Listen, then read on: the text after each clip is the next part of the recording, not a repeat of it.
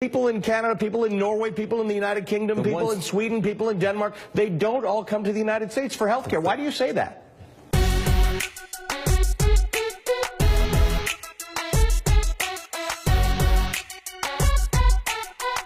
Nowhere on the face of the earth is there a free health insurance market that works. There's no actual free market health system, and that's because no profit-making company would ever choose to willingly insure a sick person or an old person.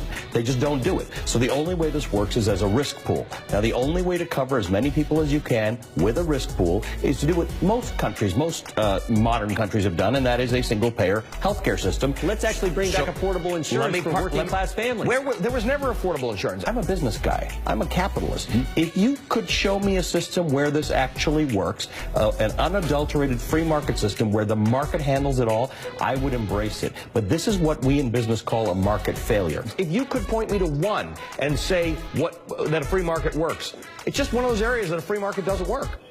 Worldwide, it has never actually worked. Unless there's someone forcing everybody to get insurance, the private markets won't do it on their own. Yeah, you see it all the time. People in Canada come here for extensive surgery. They come here and get it done in the United States. Sir, I grew up in Canada. I live in Canada. My entire family's in Canada. Nobody I know ever came to the United States for health care. I'm sure you have a handful of stories about things like that. It's not actually statistically true.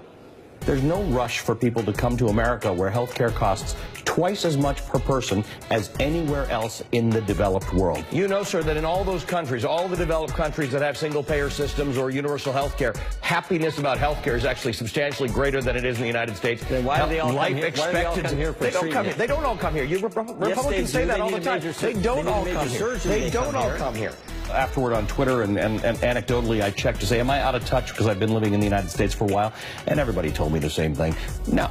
There are dotting the Canadian-U.S. border in places in Washington State and Michigan and upstate New York. There are MRI clinics, X-ray clinics, things like that, where if you don't want to wait to get your MRI and you're prepared to pay cash for it, you can do that. There's no real medical care that Canadians are coming to the United States for. And certainly when it comes to prescription health, it's the other way around. Americans go to Canada, either online or physically, to get their drugs. In all of those countries that I named in that clip, people in Canada, people in Norway, people in the United Kingdom, people in Sweden, people in Denmark, outcomes are better, life expectancy is longer,